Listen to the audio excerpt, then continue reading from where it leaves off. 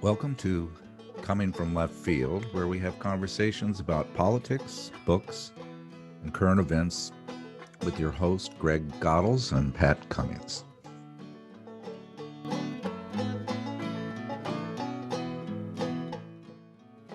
During the COVID-19 pandemic, President Trump suggested that reducing testing would result in fewer reported cases, making the situation appear less severe. And now he's suggesting a similar policy by proposing a budget that would cut the National Oceanic and Atmospheric Administration by more than $1.5 billion, mainly targeting climate-based research and data collection. To quote Noam Chomsky, when your business model is to burn the planet and make profits, suppressing a few facts comes with the territory. Is it time to replace the slogan "Drill, baby, drill" with "Burn, baby, burn"? Our guest today might agree. Let's discuss. Well, warm greetings. We are with Malcolm Harris, best-selling author. Glad to have you here, Malcolm. I've been really excited about talking with you. Thanks so much for having me, Pat. Good, good. And you've written, I guess we should get a little bit of background about your books. You've written 4 books.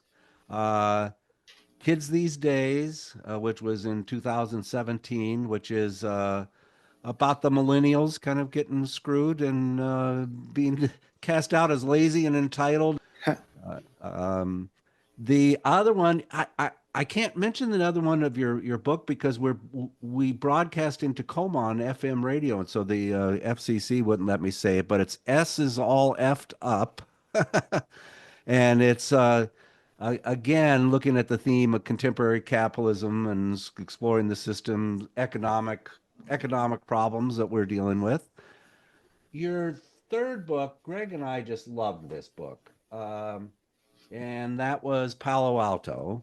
And it's 700 and some pages. It takes a while to get through, but I just loved it. It's a history of capitalism told through Stanford, tech industry, and the military industry. And you have to be proud of that book, right? I confess I am. You try not to get too wrapped up in it. And honestly, book publishing will humble you in all sorts of ways that you never even thought of. But I think that product is gonna stand up. I think it holds. It's a history book. It's a history book told through, told through Stanford and the eugenics and Stanford University and so forth. Anyway, and that won a couple of awards. It was a finalist for a couple of book awards. But today we're talking about your book, What's Left. And this is, you just wanted to try to figure out how to fix global warming. That's pretty that's pretty ambitious, isn't it? Yeah, I suppose so. I mean, I feel like for a long time, friends, family, people who like my writing, they want me to tell them, to analyze the current situation. Like, what are we going to do now? What are we going to do about the big problems in our world? And so, yeah, it doesn't say 3 paths through the climate crisis. It says the planetary crisis. And I think the planetary crisis is not just about carbon dioxide in the atmosphere, but it goes to our political system and our social system at the planetary level. And one of the consequences of that is runaway carbon pollution for sure. But it's not isolable to that. Right. Well, there's a lot of deep-rooted Marxist theory that runs through all of your books, critical of capitalism, exploitation, and that's kind of in a nutshell what's driving a lot of the problems that you talk about. Correct? Absolutely. I'm a Marxist. My analysis is Marxist. My account of history is materialist, which is to say it's about the struggles between classes. And that goes for the millennial stuff as well, right? It's a book about a generation or an age cohort, but it's a materialist account. It's about how the conflict between capital and labor produced this particular age cohort under these particular historical conditions. And I think Palo Alto is the same way. It's about the history of capitalism in this modern period from the mid 19th century to now, which is also the period of California, and the two are really wrapped up in one another in ways that I didn't really understand until I spent the time to research and write that book. But I think it was a really fruitful angle to look at that world capitalist history, not just regional history or American history, but that whole context. Well, you're in a friendly place. We've had so many guests that were communists or Marxist, Vijay Prasad, the Midwest Marx Boys, Tony Montero. I don't know who else. Greg, we've had Roger Caron, who did a lot on labor industry. So that's been a theme that's been we've followed. Start at the beginning. You ended up getting invited to a Shell Oil conference in London, and I think that kind of sparked a lot of what you're talking about with this book. Tell us that story. It's readers or listeners might wonder why this guy who just said he was a Marxist is at a Shell Oil conference, unless they're really cynical. I wasn't cynical enough. I didn't know when I wrote that first book, Kids These Days, The Making of Millennials, which the hardcover title is Human Capital and the Making of Millennials. They took it out for the paperback. But when I wrote that, I didn't realize that everyone who writes generational analysis, they're all corporate consultants. That every book about generations is really just advertising for a corporate consultancy by the author, who then goes from trade groups or firm to firm telling them how to sell stuff to this generation that they're an expert in. And I didn't know that was the deal. I wrote it because I thought it was an important aspect of society to understand. And I think that book has stood up as well. But Shell reached out to me, and Shell's been running these, what they call scenario planning exercises, for decades. It's like Stuart Brand and other folks sold Shell in the 70s on doing these long range planning exercises where they tried to think deep into the future and 50, 100 years, and then try and change their business based on that kind of thinking. The hippies convinced them of this when the hippies were becoming capitalists. And so they invited me, and they said, yeah, we'll fly you to London. You can hang out with C-level Shell executives and do these planning exercises and talk about how changes to the millennial generation are going to affect the business environment in which Shell is going to operate. And these are such good deals. The whole thing is such a good setup that they don't think anyone's going to screw it up. So they don't even make you sign NDAs or anything like that. It's just honor system.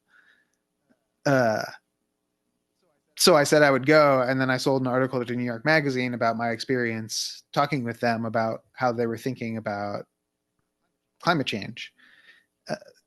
And so that was an interesting exercise for sure. But the thing that really stuck with me is something that this one finance analyst for Shell told me, was we were talking about what happens when a particular well that Shell owns and operates gets decarbonized, when they need to push it off their books because of political pressure. And he said that they sell it, and that they're going to sell it to an operator who's going to operate it with less oversight, who's going to dodge regulations. And so that well will actually become more carbon intensive rather than less. And I asked him if that was a very good plan for decarbonization at the planetary level rather than the corporate level. And what he told me was, well, we don't plan to lose money. And that line, that really stuck with me, because it's sort of different than the way we think about companies, right? This guy wasn't a bad guy. I don't think he even wanted to work for Shell. I think the company he worked at got bought by Shell, and he had to find a way to make a job for himself in clean energy finance analyst world or whatever. But that's what this means. It means advising Shell about how not to lose money. But at the same time, we know that we have to lose money.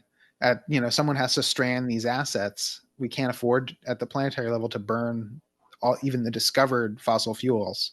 So how are we going to control ourselves to do that? That's sort of the premise for the book. Yeah. Well, let me just take a side track here. California is in the process of having a lawsuit against the oil companies, similar to the lawsuits for tobacco. which basically said you knew that this was causing cancer, you hid it, you distorted the news, and it's quite obvious that the oil companies have been very aware of what's going on and are in an active campaign of mendacity to ensure that they can continue to cha-ching the money. Any thoughts? If I mean, do you have any hope that Gavin Newsom is going to get anything out of this, or is he just more interested in having fancy restaurants at the French chef's place? Yeah. Yeah, I don't have a lot of faith in that sort of justice by civil lawsuit against the oil companies, because even if, if the issue were private or corporate control of fossil fuels and we needed to get them under government control, where the state can control them on behalf of the people, then the problem would be mostly solved. Most fossil fuel reserves in the world are controlled by states, not by companies.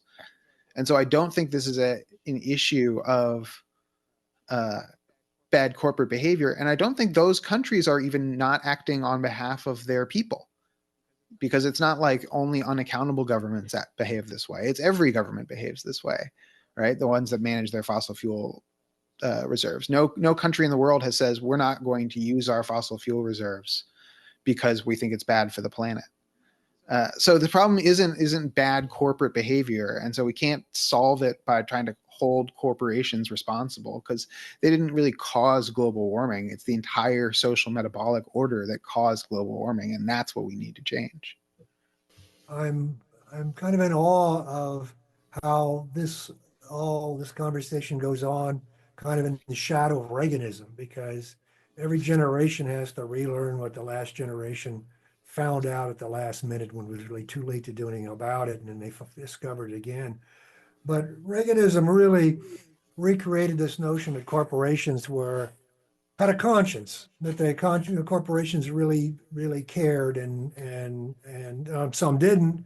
Those were the bad ones, but most of them did, and it just has to be relearned again and again and again, and every generation learns it. I mean, they come to see just how capitalism, because that's what we're talking about, really not corporations. I mean, corporations is a form of capitalism, but how capitalism affects their lives. And,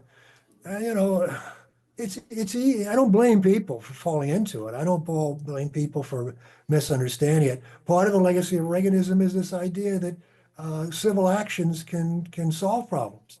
That's not 2 generations ago, 3 generations ago, people thought action in the street is what solved things.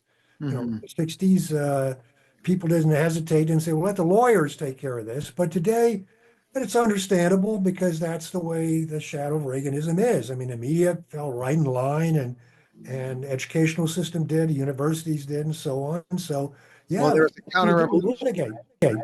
I mean, it wasn't just that they, got suckered into it. It's like they're part of it. Won some battles and lost some battles, right? And well, you said it earlier. You said, Malcolm, you said earlier when you said it's organic. I mean, it's really systemic in the sense that they're really part of it. It's not like they're outside of it and they were lured in. They're part of it.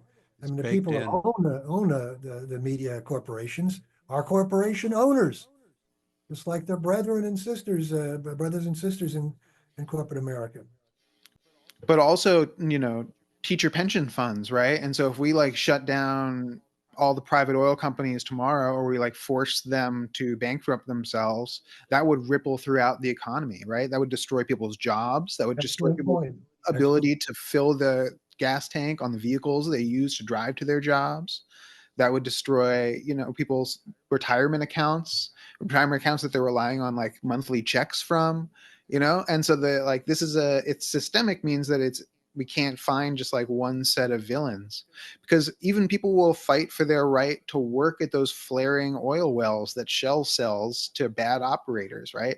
If that's the best way that they can make a living for themselves and access the things that they need in order to live, and they need in order to care for the people that they love, in order to put clothes on their back and put a roof over their head, then people will do it, even if they know absolutely that they're destroying the world, they're destroying the, you know, conditions of habitability for their children, that need is like immediate and is wrapped up in the fossil fuel system in so many different ways for so many people around the world.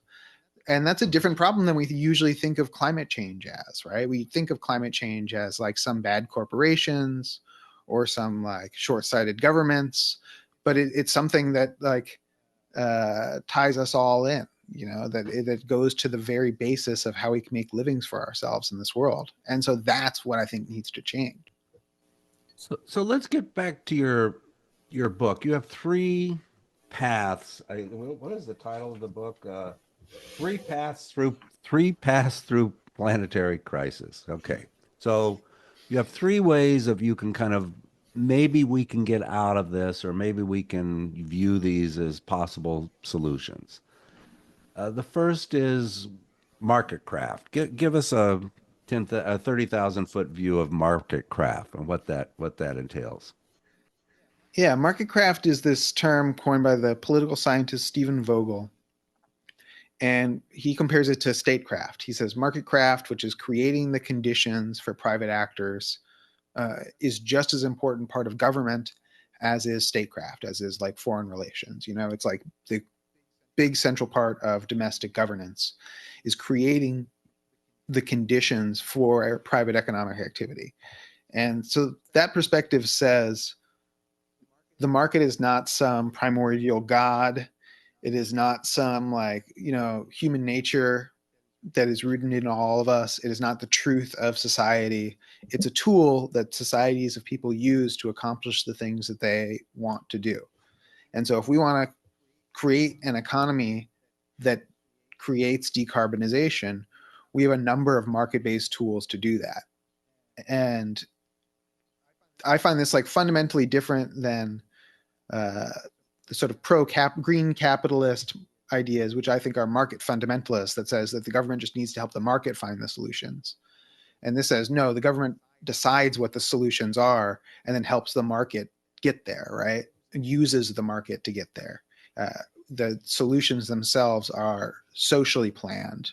And ultimately, this strategy unfolds to what I describe as the socialization of investment. And there's problems with this. And before you came on, Greg and I were talking about a new documentary based on Jane Mayer's book, Dark Money. It's a 2-part series on HBO that looks great. You know, this would be fine if you didn't have huge amounts of money flowing in, manipulating all aspects of politics and public opinion and so forth, that is going to ensure that these government interventions are going to support certain people and screw others. Am I right about that? Or yeah, absolutely. So the way I structure the book is these 3 paths, and for each of the 3 paths, I've got 8 subsections, and the first 5 are about its strengths, and the next 3 are about its weaknesses.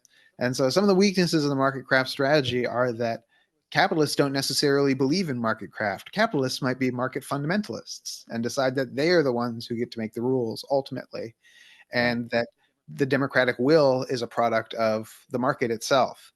And so it's true, they can buy politicians, they can buy elections, they can also like assassinate people, they can, you know, have coups that overthrow governments, they can install their own people to run governments themselves. So there's a whole range of private activities where the private actors, capitalists or alliances of capitalists say, we don't want to play by the rules. We're going to make the rules ourselves, and you're going to have to do what we say. And that's a real drawback to the strategy, and it can be a real block to accomplishing things for sure. Yeah. And this might get us to Ezra Klein's book, which I'm in a book club with a bunch of old farts, and you know, we have coffee and do books. And everybody wanted to do Ezra Klein's new book, Abundance. And I just started banging my head on the. You couldn't convince him to do this one instead? How bad a book is that? I thought it was just horrible. pretty what is bad, right? I think honestly, I think the book is even worse than the ideas, right? Like as a okay. book, as someone who's a reader, I think the book is like very poorly composed, and is sort of jumbled and not very rhetorically strong. And I think like, yeah, there are a couple different things going on. I'm fine with getting rid of parking requirements for building multifamily housing, right? Like I'm fine with ending single family zoning. A lot of the reforms that those people talk about when they talk about specific agendas in which they're in conflict with homeowners, uh, I'm on their side as far as some of that stuff is concerned. But as a philosophy, I think you're right. I think it's a market fundamentalist agenda, and I think it's part of uh, and not the worst part of, but part of a real backlash against some of the left wing kind of market craft type thinking that really secured a place in the Democratic Party during the first years of the Biden administration and influenced the IRA and Build Back Better and some of that economic policy, and macroeconomic policy and macroeconomic thinking within the party. And that was funded, that was funded by billionaires too, or whatever. That was the Hewlett Foundation, the Jane Family Foundation, and some of these other, New America or whatever, that were sort of left wing think tanks that pushed their intellectuals into the sort of sphere of governance. And I think this, we're seeing the backlash of market fundamentalists saying we need to get those people out of there. We need to get back to market orthodoxy, market-based thinking about how we run this country or run this party. And so I think that book was partly written to influence the agenda of a Harris administration or a second Biden administration. And it probably would have been pretty successful doing that. But that is not the situation at all. But it is interesting how many people are reading it, I guess. Have You you know, have you markets reproduce inequality and exploitation. They do. In my world, that debate is a long standing one. In the shadow again of Reaganism, people now have reconstructed a notion of markets. And fundamentally, it's a question of rationality in most of the market defenders. They don't pretend it's social justice, but they ignore and neglect the fact that markets reproduce inequality and exploitation. And if you need evidence for it, you need to look very further than our country's trajectory since the Reagan administration. The inequalities were already there, abundantly so, in terms of taxation, regulation, et cetera, have only exploded since then. So there's absolutely no basis for re-examining markets as anything that has a place in social justice and equality. The best argument you can define, and that was essentially today what the defensive markets like Klein and others are doing is really a program of welfare for corporations. If you compare what Obama did with pulling our butts out of the Great Crisis, the amounts of money were huge. People said, "Oh, this is like the Great Depression. This is like the New Deal." It had nothing to do with the New Deal because it was all based upon public-private partnerships, which in essence really is welfare for corporations and for the private sector. And so I don't see any. Well, let me give you an example, Greg, because I don't think you're right. The United States is not a very good example of green market craft, right? We've been unable to do it. Trump has even those modest achievements of the Biden administration have been undone very quickly by the Trump administration. But the United States is not the only country in the world. And for example, the People's Republic of China has done a much better job using market tools to advance social goals. Well, there's a social justice goals or not, but like not just solar panels and electric vehicles, but also planting trees, for example. And they use that by markets as a tool in conjunction with state-owned enterprises as market players. And we'll talk about state capacity in the next path. But the idea there is not that Chinese society is run by these markets. And it's not that there's no danger of the markets, coming into conflict with society. So one of the examples of market craft that I use is like disappearing billionaires, right? If some market actor gets too successful and starts trying to mess with the political system has the tools to defend itself, to say, yeah, you have to go away to an education camp for 2 months, and you have to remember who's in charge here. And so that's a market craft tool as well, as constructing the market by saying Yes, yes, can't and we have to, and you know this with your affinity for Marxism, we have to put it in a historical context. We have to understand that it was initiated in 1970 and to 78 in classical Marxist terms to build up the productive forces, productive power of the economy, in the same way that Lenin did with the NEP in the early part of the Bolshevik Revolution. With that in mind, that was justification for it. It's well beyond that. The productive forces are well defined today, and many of the problems that came much sooner in a more backward country like Russia after the Civil War now are come to the fore, and they're attacking them. But another point, you have to look at the fact that society was constructed on and another Marxist, fundamentally Marxist way, and that was the dictatorship of the proletariat. Three words that people don't like to utter today because they're afraid of that. But is the fact that the Communist Party of China, as an institution and organization, blows the whistle on the capitalist Mhm. in China, is the critical factor.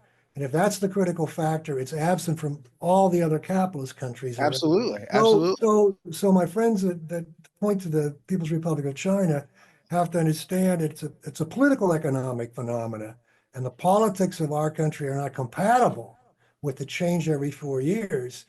You got to watch your ass with the money bags in this country. The CCP doesn't have to do that. So that's a No, I fundamental think that's a good point. contradiction. But the point, yeah, the point of the way I map it out is I'm trying to give every analytically viable solution the strongest account that I could. And I The think best argument. Yeah. the best argument that I can make. Now, do I believe the market craft is the path that I'm going to work through to end the planetary crisis? It's not. I'm not maybe I would be running a company if I did, but I'm not. I'm a communist writer instead.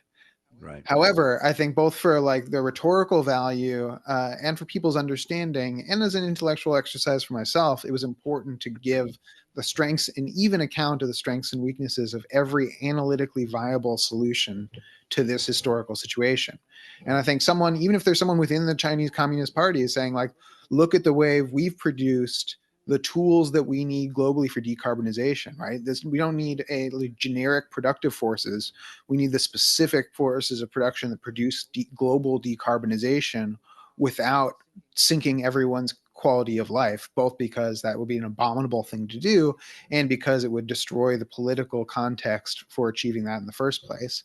And they can say, like, we've been able to use market tools under political control, social political control, to accomplish these things that we need to do in conjunction with these other strategies. And so also I want to make clear that the point of the book isn't to find the key to the lock of this historical situation, because I don't think that's realistic.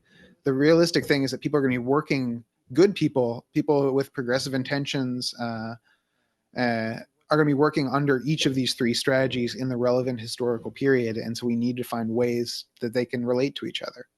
Let's go into number two, public power. As long as we're talking about China, and you, and I guess our best example you mentioned in the book was the Tennessee the Tennessee Power Authority, but this is called public power, kind of a state-led solution. Tell me about that. Yeah, so the public power strategy says, look, the market craft strategy is relying on these private actors who are fundamentally unreliable. They might try to undermine our political solutions, but they also might just run away, right? They might just seize their capital and run. And then if they've taken the capital that we need to invest to create the things that we need, then we can't do it. Then we're at their mercy, right? If we don't have any actual public capacity to accomplish what we need. And so public power says we should look at what we need and accomplish it through the state, through the public itself, and specifically through the self-development of the working class, of the organized working class that is going to be operating these systems themselves, right? Because public power is a pun. It refers to the power of the public, the organized working class taking power over society and its institutions. but it also refers to power, like the power company and state-owned utilities. And public workers are going to be both running those utilities themselves and providing the power for their class organization in the first place. And so try to get this virtuous cycle between building the capacity for decarbonization for a green electric system and the organized working class at the same time, because you're going to need both to create each other. Yeah, You say essentially, I think if I understand you, and from reading that, you see unions as a critical factor in this kind of development going forward. Unions play a big role, or the big role. Yeah, I think most public power theorists and strategists would say that by the organized working class, they probably mean organized in trade unions, but some would disagree. I think I would classify some, like, Leninists in this category as well, who would look at the party as maybe the vehicle for the organized working class rather than a union. So I think that could work. That's an example of public power as well, or an organ of public power, and how trade unions would relate to that party, or what the exact context with that. People have different arguments, but they're all examples, I think, of this strategy. But NGOs that work in, quote unquote, the interest of the working class, and not what you have in mind, those kind of things. It's really organized workers, democratically organized for their in a leadership capacity. Yeah, and state workers, right? And building state capacity, and that state capacity is state workers, right? State workers are state capacity, because you need state workers in order to maintain an electrical system and not be vulnerable to capitalists. So yeah, the TVA, the Tennessee Valley Authority, which is a New Deal program that electrified much of the Southeast, what was then the South, was needed because capital didn't see the benefits, the immediate sufficient benefits to building that infrastructure on their own behalf. They said that, that's an underdeveloped area and we're going to leave it underdeveloped. Would you see this encroaching eventually on capitalist social relations? I mean, would you think that's not just an adjunct or a supplement to capitalism, but eventually this will encroach upon market economy and capitalism? And that's definitely the strategy. Yeah, is to replace capitalist function within the economy, and perhaps entirely replace. Whether capitalists have a role in a public power society depends on the kind of public power you're talking about. If you're a Rooseveltian, there's probably still a subordinate role for capitalists. If you're a Leninist, there's not a subordinate role for capitalists. You probably want to crowd them entirely out of the social planning. But again, I think they're both, as far as we're concerned, both examples of this strategy. They're both approaching the question of how do we get control over this social metabolic order the same way, which is that organized workers will use the state to do it. Right. I liked your Bitcoin example in China. Bitcoins, just as far as the impact on the environment, are horrible with the amount of electricity necessary to mine the Bitcoins. And we had the option in our country of outlawing that. Schumer, all the Republicans, and what did they do? They fall in line with all the tech bros and all of the people in Silicon Valley, and China just said, bullshit, we're not doing this. We're not, we're not going to be supporting this because of the environment, mostly because of the environment. Also the trees. No one knows that China has a remarkable reforestation project that you mentioned. And that's, we're just doing this. This is what we're doing. And they, that's example public power. So in one sense, they are much more effective in having this as approach, but I don't see us. No. I mean, I think not even talking about Donald Trump. You can even keep it to the Biden administration. Never mind the conservatives. Even our liberals are not serious about the climate. And at this point, not global leaders. We maybe even ostensibly third place, right? Like maybe it goes like China, Europe, us among these, global actors, maybe if we're lucky, but like probably not. We're probably like lower down in terms of even just like climate rhetoric. So the idea of the United States as a leader in climate policy, I think is pretty well out the window by any sort of metric, certainly by productive capacity. Right. And that, you mentioned that a climate issue is not an environmental issue. It's a political and economic issue. And Well, we know, that's the advantage. That's the advantage China has. I mean, in truth, whether we like it or not, or whether our democracy-loving pundits like it or not, the reality is you can accomplish that in China. You can't accomplish it here because the government is owned by corporations, and so there's an independence the Chinese Communist Party exerts, and their mandate is to serve the people, and they understand that if they want to maintain that mandate, they must put that forward. Um, and they can do that. They can have a 10-year plan. They can have a 20-year plan about where they want to be. A regime here in 4 years, that's 4 years. It starts running for election in 2 years. So it can only talk about a 5-year plan or a 3-year plan. It can't implement it. right, And those are the kind of problems we face today. We face problems that you have to look down the road 10 years. right. Let's get to the third one, communism. This is one of the first contemporary books I've mentioned where someone basically says, hey, communism is maybe a reasonable collective way of approaching this. It would, it's kind of ballsy. I mean, before we get into this, how did you define yourself as a communist? What precipitated that? What was in your life that just sort of pushed you over and said, "Wait a second, this might be a solution"? I think I was very engaged politically as a young person, mostly as a sort of democratic socialist, I would say. Before that was a common term, or maybe a socialistic democrat. I was a big fan of Paul Wellstone, Uh-huh. Russ Feingold, those types within the American political system. But I also organized with a lot of people who were further to the left of me because I was part of the anti-war movement. And the anti-war movement was a radical left-wing project in the United States, even though ostensibly liberals supported it as well. And my support for it was not ostensible. I was in the street with a lot of anarchists. And after the 2008 financial crisis, that sort of pushed me over the edge, where I went from someone who was thinking about ways to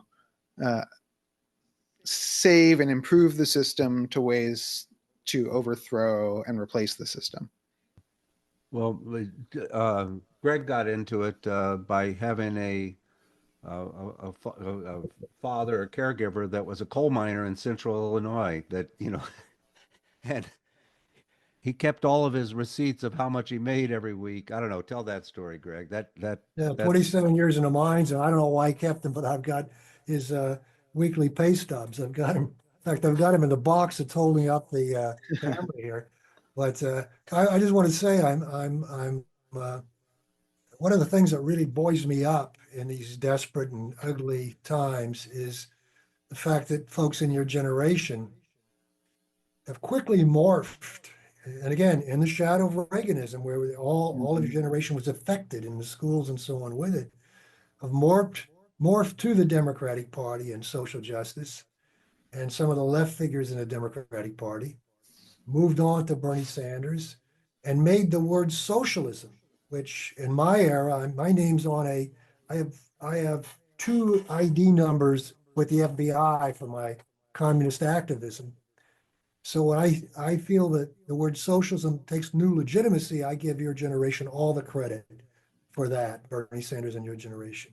And I agree with Pat, the step you've taken to legitimize the word communism, which really, really is a daring move in our times. It really buoys me up. I'm really grateful for the fact that you use that word at a time when most people would recoil in horror at the word communism. So Yeah. I'm grateful that you're not afraid of the word. It always scares me when people say how brave it is, right? because for me it's about telling the truth, right? And that's what that strategy is called, and I'm a believer in it, right? From each according to their abilities, to each according to their needs, and we need to decarbonize this world. And I will say that until the cows come home, and I think that makes me a communist in a tradition that goes back beyond Marx, right? That Marx himself identified with. That I write is older than that, and can't be afraid of the truth. Not in this world. So Yeah, and that's number three, prioritizing collective needs over profits. And that of the three, this one kind of seems like maybe the best path. Am I correct in that? well, it's the one I identify with. I'm a communist partisan, and originally when I was going to write this book, it was going to be about why everyone should agree with me, why I had the only viable solution for the climate crisis.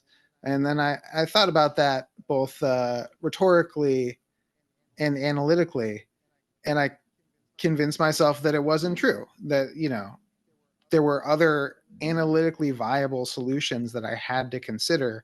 And if I wanted rhetorical credibility with not just people who already agreed with me, but the whole spectrum of people who were thinking on the left wing, then I had to make the arguments, right? Then I had to actually work through what everyone was saying and give what I thought was the strongest account of how their strategy could work. But and that meant doing that with communism as well. And I'm not sure if I would have written the 3 negative sections about communism if I hadn't had to adhere to that structure. If I had something negative to say about marketcraft, I also had to find something negative to say about communism, and that was a worthwhile exercise. I think I got some answers out of that. It's obvious that capitalism is one of the biggest catalysts in driving our planet off the rails, you know, and you'll easily burn the planet down for profits. I mean, that's just kind of if you can't get your hands around that, there's something wrong with understanding the problem. So part of the third strategy is to acknowledge that and confront the very nature of how capitalism has this propensity to consume resources and distribute profits to fewer and fewer people, and just the whole Marxist McCormick On the Road novel. Is is there some hope that this will shed light on the systemic problems that we're living in with this capitalism somehow having legitimacy? I don't know. What's I hope so. Well, and I sound like a whiner.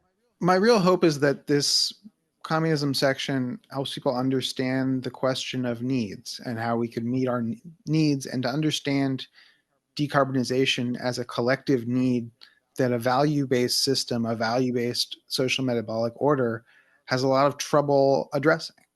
And one of the ways I've been talking about this is in terms of shoes. And if we talk about, between the three of us on this call, how many shoes do we need? A value-based system says, okay, well, how much do each of you make at your jobs? What's your labor worth? What's the wage of a shoemaker? In what country do you live? What country do they live? What kind of shoe do you want? What quality? What are the wages like for the people who make the boxes, put the shoes in the boxes? What are the costs of transportation? All of these. And then what value do you put on shoes? How many shoes do you want? How long are you willing to work for your shoes? And then that's supposed to add up through these market mechanisms to a number for the three of us and how many shoes we need. It doesn't count to our 6 feet, right? It doesn't say each of you has 2 feet and you need a shoe for each foot. And our need for decarbonization is like that second need, right? It's a need we all share because we're human beings and we can only live within a certain habitable temperature range. It is not the kind of thing that you can buy individually based on how much your wage costs and how much you value decarbonization. And that's the way we're treating it now, right? You can buy, if you want to buy a bag of decarbonized rice, you can buy a bag of decarbonized rice at the right grocery store, right? Decarbonization becomes a product that you can pay for with the value of labor. under this value system, but that's never going to solve our problem at all. And we need to think about it directly in the way that a communist-based social metabolic order does, that says, what are our actual needs? What are our needs as human beings, as members of a species? And how can we use our abilities to accomplish them? And we're not going to individualize this question of value and force everyone to find ways to make themselves valuable in order to earn a living. We're going to accomplish people's needs collectively. Right. Starting with decarbonization, which again is a pressing collective need. Right. Right. When you in the end, my answer to most questions is get rid of capitalism. I stand by that, and people are afraid to say that, even on the left for the most part. But capitalism is the problem. It's the problem for all these issues. But I realize that we're not going to win everybody. Thanks to you, we're making progress, but we're not going to win everybody to that cause in the short run. So I stand by that solution, but I think the most pressing thing right now is this incredible militarization that's going on around the world and the threat of war. The carbon footprint of the military in this country and all the other countries is just incredible. If we could stop that, it would buy us the time that we could work on our agenda to dispose of capitalism. In the short run, I can't make disposing capitalism the issue because this other issue is too urgent. But that's our short run buy-in, and I wish a lot of the folks that they're talking about international solutions, but they're ones that neglect the poor people of the world, the vast majority of people in the world that don't have even one pair of shoes.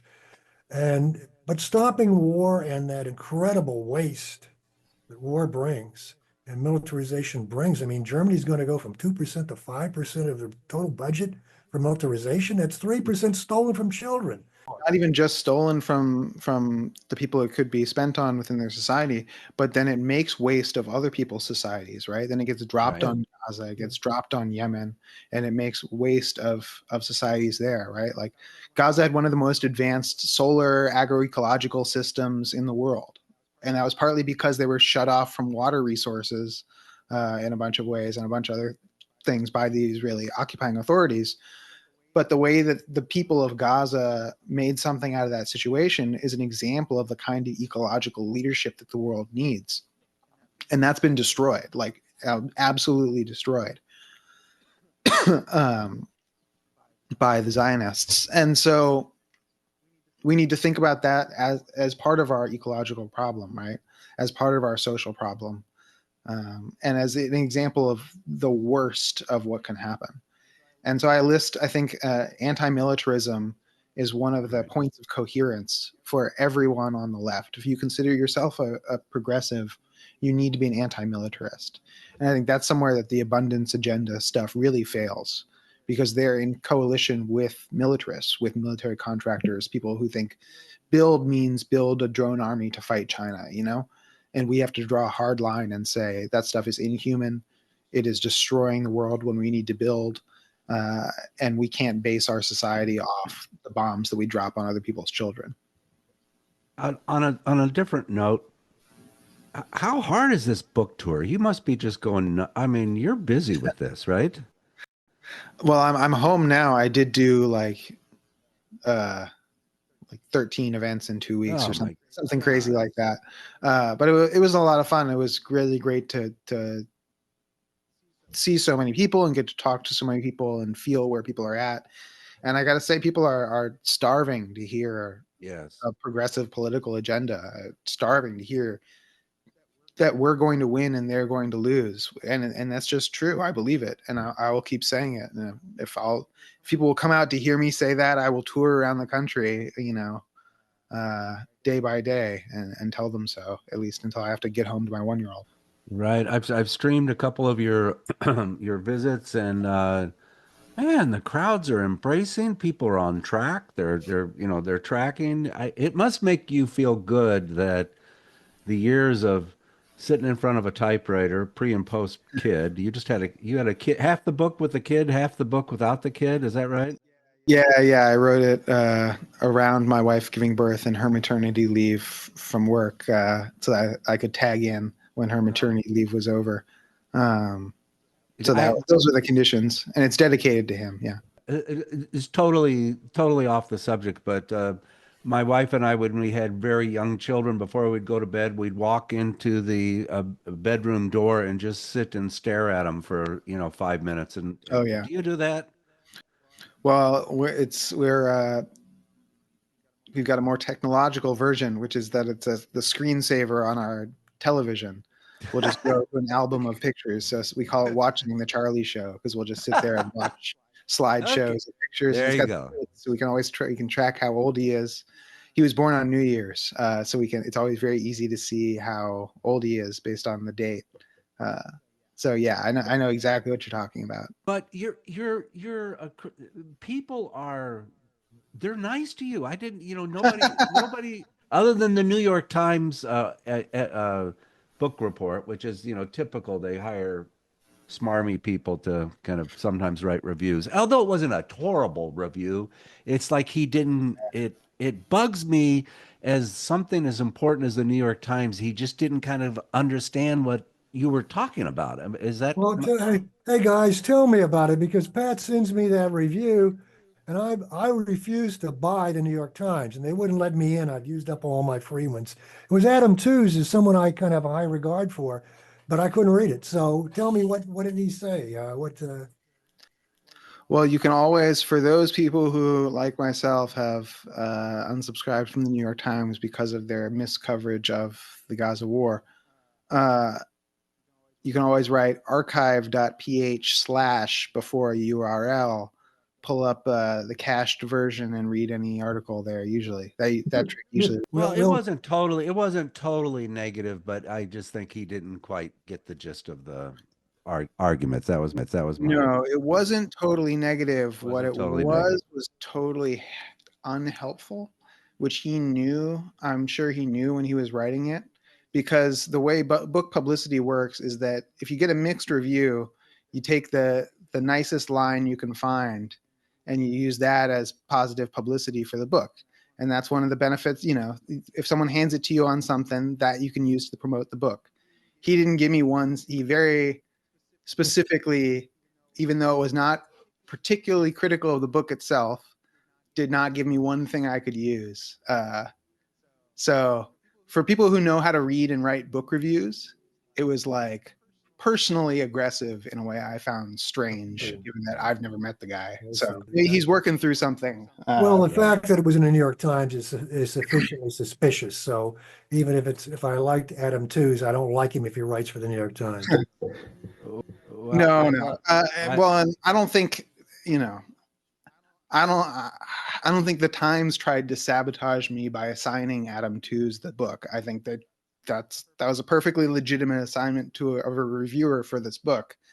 As for what he ended up with, people can judge for themselves. And I've heard a lot of people sort of expressing what you're saying, which is, what is this? I thought he was smart, but I can't take responsibility. Well, and it's just it's how much smoke's getting blown up the ass of Ezra Klein for Abundance and all of that, and you compare the two books, and there's no comparison. That's my So I'm looking biased. forward, Malcolm, looking forward, are you encouraged by anything specifically? Not the generalities, but that you outlined as going forward, how we can proceed, but things that are happening, are you encouraged by anything? What do you see that encourages you?